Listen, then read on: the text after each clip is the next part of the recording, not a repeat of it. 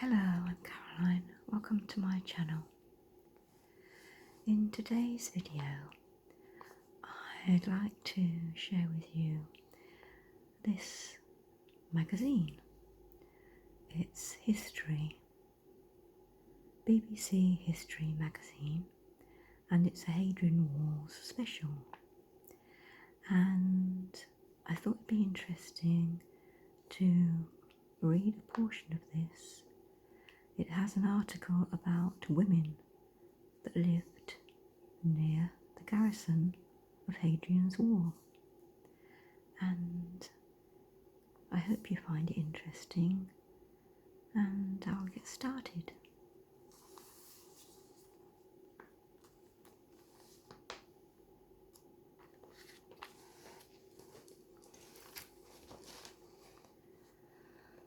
Women on the Wall.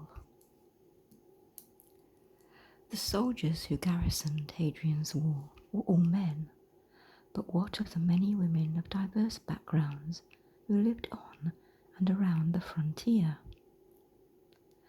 Bronwyn Riley selects 6 objects that offer precious insights into women's lives at the edge of the empire.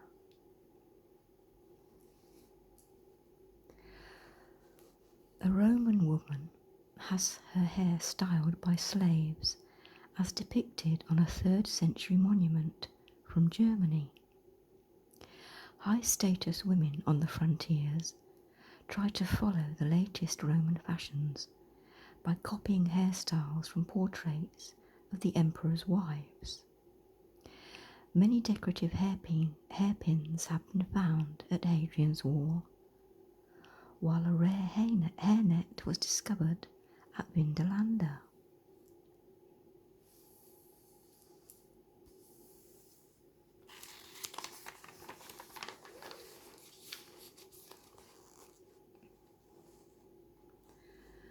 The slave who married her master. A 2nd century tombstone highlights the contradictory nature of relationships in Roman Britain. As is so often the case when exploring the past, we have a clearer picture of the lives of men, particularly Roman soldiers, on Hadrian's Wall than of the women who lived alongside them. Yet artifacts found on the frontier reveal much about the varied experiences and backgrounds of women in the society that emerged in Britain's military zone. One most intriguing example is an elaborate gravestone of the mid to late 2nd century AD from the cemetery outside the Roman fort of Arbia, or South Shields. It depicts a woman dressed in all her finery, sitting with her spindle on her lap. The Latin inscription beneath this picture of domestic comfort and industry tells us this is Regina, a freedwoman, wife of Barates from Palmyra, Syria, and a member of the Catibalani tribe who died at the age of 30. Beneath a line in Palmyrene laments, Regina, freedwoman of Barates, alas. This tombstone reveals the complex and ambiguous nature of relationships in the Roman world, particularly in Britain. On the empire's northwestern frontier, here is a woman from the peaceful south of Britain. The Catibalani tribe were based around Erlemanium, near modern-day St. Albans, who was enslaved and bought by a man from Syria. At the time of her death, he had granted her freedom and regarded her, in Latin at least, as his wife. However, neither Regina nor Barates was a Roman citizen, so any form of marriage they may have contracted would not have been recognised under Roman law. Barates may have been a merchant and the style of the gravestone suggests that it was the work of a Palmyrene craftsman, implying the existence of a Syrian community in Arbia. How did this enslaved southern British woman end up on Hadrian's Wall? She may have been born into slavery or sold into slavery by her family, or was perhaps an orphan or foundling. Regina is Latin for queen, so hers is likely a slave's nickname, ironic or admiring.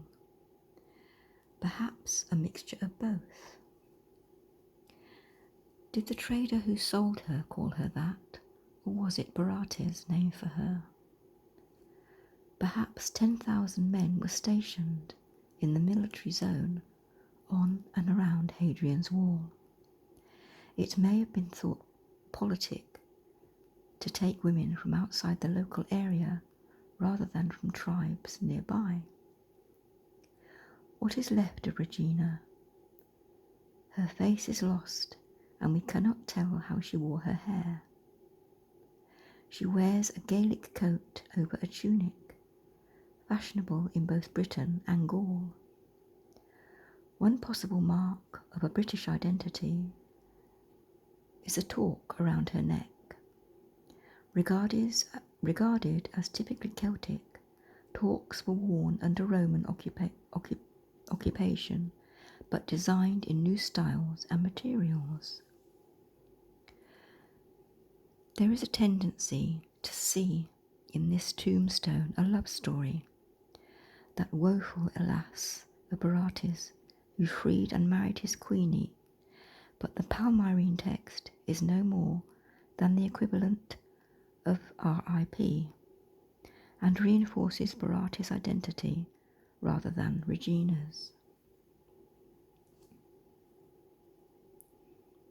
Above the gravestone of Regina, a formerly enslaved British woman. Below, this gold ring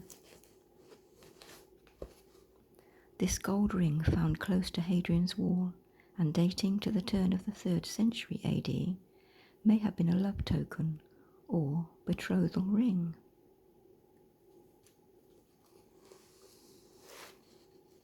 Two, the mystery of the priestess from the east.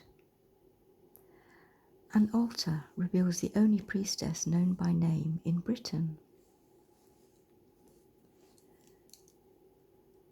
Diodora was a priestess in Corbridge, a busy Roman town on the banks of the Tyne, 2.5 miles south of Hadrian's Wall.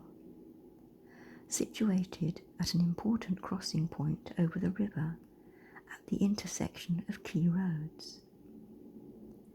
Diodora's name and the Greek inscription she wrote on the altar that she dedicated to Heracles of Tyre suggests that she came from the eastern part of the empire, where Greek was the predominant language. The cult she served as priestess was rather niche, originating in the port city of Tyre in the province of Syria, and was one of several Eastern religions for which there is evidence at Corbridge. Worship of the cult may have been brought to northern Britain by soldiers or merchants, such as Barates of Syria, husband of Regina, discussed opposite, or by troops who have become devotees of the god while serving in the eastern part of the empire. In the 160s AD, during the Parthian Wars. The earliest known temples at Corbridge date from this period, when the fort became a supply base for the northern frontier, with detachments of legionnaires stationed here. Naturally, such a depot attracted traders and merchants of all sorts.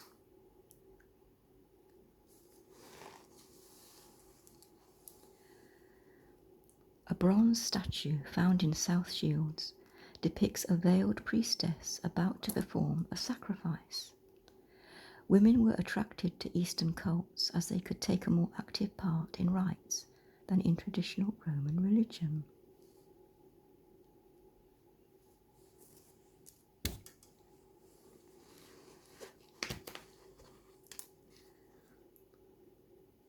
Alter ego. Diodora, a Greek-speaking priestess who lived at Corbridge, dedicated this altar to Heracles of Tyre, who was worshipped according to mysterious rites. How, from where, and for what reason did Diodora arrive in Corbridge and become a devotee of the god remains a mystery. Nor is it clear if she served the cult as a career priestess, or if her title was honorary, a sort of social distinction with a few light ceremonial duties attached. Priests and priestesses could be elected or sometimes inherited their roles. In some regions they could buy their offices. Women likely had a very limited role in traditional Roman religion. They were largely excluded from playing any significant part in religious public life, with a very few exceptions. For example, the Vestal Virgins, priestesses of the goddess Vesta, or in supporting roles to their husbands. They seem to have been forbidden to butcher animals or handle undiluted wine, both key components in animal sacrifice.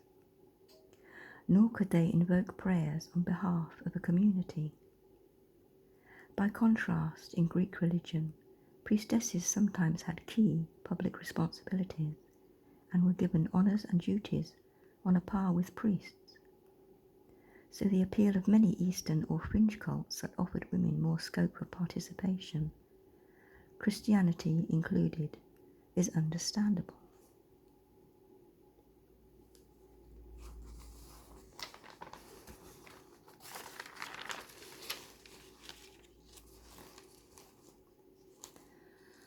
A birthday party on Hadrian's Wall. An invitation offers a rare insight into life as a Roman wife. Social network. Two women with a wax tablet and stylus from a fresco from Herculaneum.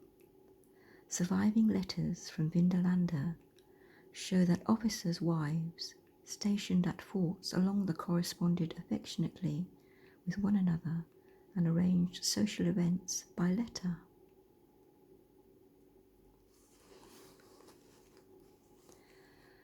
Claudia Severa's letters to her friend Sulpicia Lepidina are among the most personal of more than 2,000 found at Vindolanda, where Lepidina's husband was the prefect of the 9th cohort at Batavians. In her letters, Severa invites her friend to celebrate her birthday, pictured below. Eagerly plans visits and exchanges news about her husband and children. Severa dictated her letters to a secretary, but wrote the affectionate endings herself. I will hope for you, sister. Farewell, sister, my dearest soul, as I hope to prosper and hail. In another fragment, she describes Lepidina as her desideratissima, most longed for soul. Written at the beginning of the 2nd century, Severa's letters represent the earliest known examples of a woman's handwriting in Latin. Her sign-offs may express the warmth and exuberance of her character, but perhaps also reflect the intimate way women of her background customarily addressed each other. Sister does not necessarily imply they were related. One also detects in them a sense of isolation.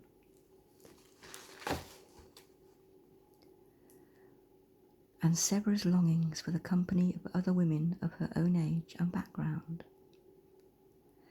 Severa appears to have had an affectionate relationship with her husband, However, as wives, the women were subject to their husbands and clearly needed their permission to travel. Living at a military base on the Empire's remote northwestern frontier added numerous other constraints to these women's lives. The roads would have been in a terrible state at certain times of the year, and there may have been restrictions in place for travelling around the frontier zone. In any case, the women would have needed some sort of escort. Until AD 197, rank and file soldiers could not contract legal marriages. This did not preclude soldiers from having relationships or families in the settlements that inevitably grew up around the forts. Inside the forts, though, only the prefects and centurions could officially have their families with them, which must have greatly constrained the women's social lives. An invitation to a birthday party sent by Claudia Severa to her friend Sulpicia Lepidia around AD 100.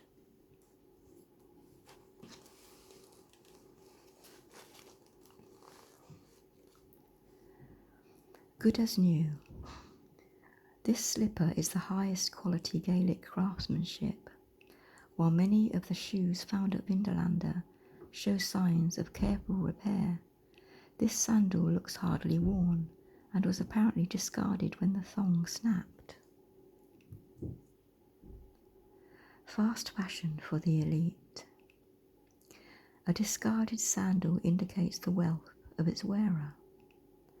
Among other extraordinary organic material found at Vindolanda is this rather exquisitely decorated sandal, stamped with the name of its Gaelic maker, Lucius Ebutius Thalis. It would have been worn as a house shoe, over a bare foot, or with a slotted sock. It seems to have been discarded after the toe thong snapped, with no sign of any attempts at repair, indicating that its owner had access to other fine footwear. We do not know who it belonged to, but because it was found in the commanding officer's house, it is tempting to imagine Lepidina wearing it as she read one of Severa's letters.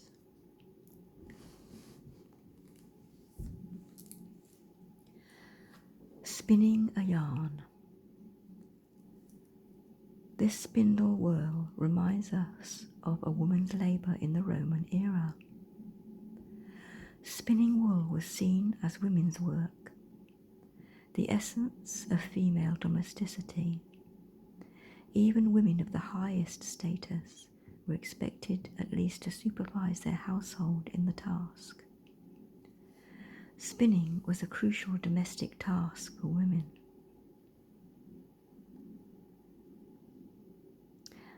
Because a constant supply of thread was needed to be woven into the cloth. Beyond the immediate requirements of the individual household, there were also thousands of soldiers on the wall to be clothed. Britain was highly prized for the quality of its wool, and its blankets and cloaks were also exported. Wooden spindles rarely survive, but spindle whorls made from stone, bone, jet, lead or ceramics are commonly found on archaeological sites. Acting as weights on the spindle, their size varied depending on the type of wool and form of yarn required.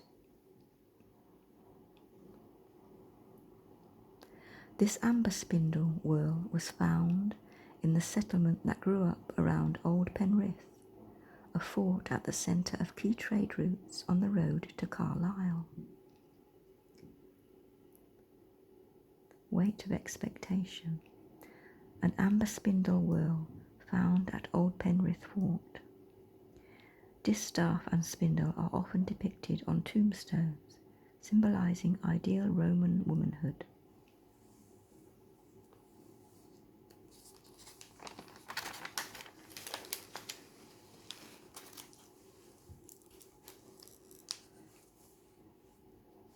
happy life cut short.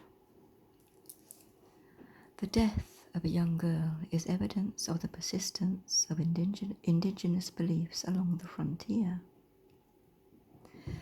How sad Cedrenus must have been as he commissioned the gravestone for his daughter Otola, properly called Velibia, who led the happiest of lives for 4 years and 60 days. Having died in the late 3rd or 4th century, Otola was buried at Corbridge, a town that seems to have attracted a sizable indigenous population. More Celtic stone heads have been found here than at any other site in the north. The little girl is depicted on the gravestone clutching a round object, commonly interpreted as a ball. The names Cedrenus and Otola are Celtic, as is the decoration of the gravestone. Far removed in style from the classical tradition, a Roman girl would often take a feminine form of her father's name. So, a daughter to Claudius Severus could be called Claudia Severa. But Celtic girls' names seem to have been less rigidly prescribed. The name Cartimandua, queen of the northern Brigantes tribes, for example, means white fly. Before the occupation, British women seem to have enjoyed greater freedom than their Roman counterparts, though we hear about the British queens, Cartamundia and Boudica, only through a deeply prejudiced Roman filter. Accounts show that they were independent rulers who owned property, led armies into battle, and divorced their husbands. Under Roman law, girls could be legally married from the age of 12, but there is evidence that in Britain girls married later. There are also persistent reports that British women had much freer sexual relationships with men. Outside the immediate Roman sphere of the towns and forts, British women may have remained subject to local rather than Roman law in terms of marriage or inheritance. The Romans often thought it would be too inflammatory to meddle with such rules unless absolutely necessary. This tombstone provides an intimate insight into the grief of a father for his young daughter. It's also a poignant reminder that women of all ages and backgrounds, and from all parts of Britain and the Empire, lived, loved, worked, and died along Hadrian's Wall. Grave accent. The gravestone of young Otola, daughter of Cedrenus, found at the town of Corbridge, a little south of the wall. Its style is far removed from the classical tradition and shows the persistence of indigenous beliefs and influence.